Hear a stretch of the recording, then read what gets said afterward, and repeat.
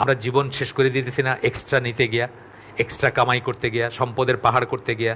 প্রয়োজনের জন্য যতটুকু কতজন আছে, ইভেন এইখানে যারা আছে আমরা শুধু প্রয়োজন মেটানোর জন্য কতটুকু করতেছি আমরা। এখানে একজন ভাই আছেন আমাদের, যিনি আমাকে নিজে বলছেন সরকারি চাকরি করেন এবং সরকারি চাকরির ডিউভাবে যে পয়সাটা আছে ওইখান থেকে ওনার কিছু বেঁচে যায়, উল্টা অনেক পয়সা দেয় সরকার তাকে। কিন্তু একসময় এটাকে এনাফ মনে করেন নাই, একসময় মনে হচ্ছে আরও চাই আরও চাই আরও চাই।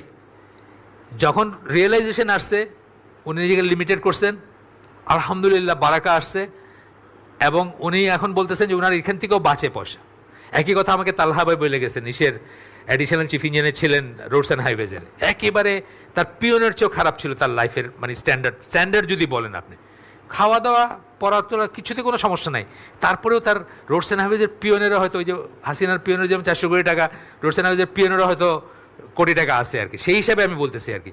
উনি আমার একদিন বলছেন, এনাম ভাই মানুষে করে সরকারি চাকরিতে চলে না, আমার তো দেখি প্রতি মাসে কিছু বাইচে যায়। আমি তো কোনো বুঝতেই পারতেছেন কীভাবে চলতেছি আমার, কিন্তু আমার তো দেখি প্রতি মাসে আরও উল্টা পয়সা থাকে। তো এইটাই আর কি, যে পৃথিবীতে যা দরকার হয় নেবেন, আপনার প্রয়োজন দেখে নেন, তাইলে দেখবেন কিন্তু আপনার এইটা কমে আসবে। আপনার মধ্যবিত্ত যারা আছেন এখানে, আমরা আপনার ড্রয়িং রুমে যান, আজকে নিজের হোক বাপের হোক ভাইয়ের হোক, যেখানে থাকেন আপনি সেখানে যান, ড্রয়িং রুমে তাকায় দেখেন তো একটা জিনিস আপনি বাইর করতে পারবেন না অত্যাবশ্যকীয়।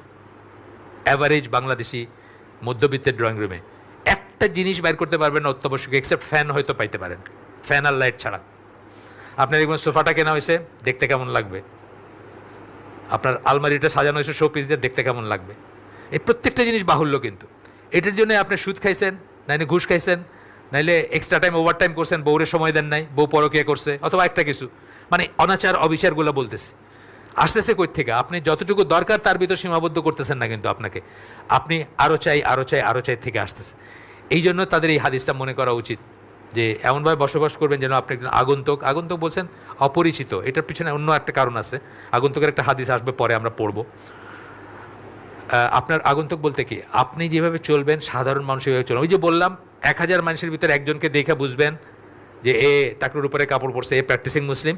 কিন্তু অন্যরা তারা কী ভাববে, এই কোত্থেকে আসছে, অন্যদের কাছে সে অপরিচিত, এই এটা কী হলো, কী ফ্যাশন হইলো, এটা কী ধরনের কাপড় পরা হইলো। অন্যরা তাকে মনে করবে আগন্তুক।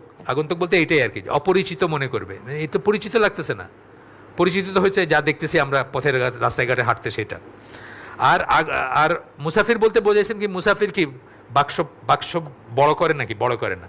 মুসাফির কিন্তু লাগেজটা কম রাখে, কারণ তাকে বহন করতে হবে এটা মনে করে সে, এই জন্য সে কম রাখে।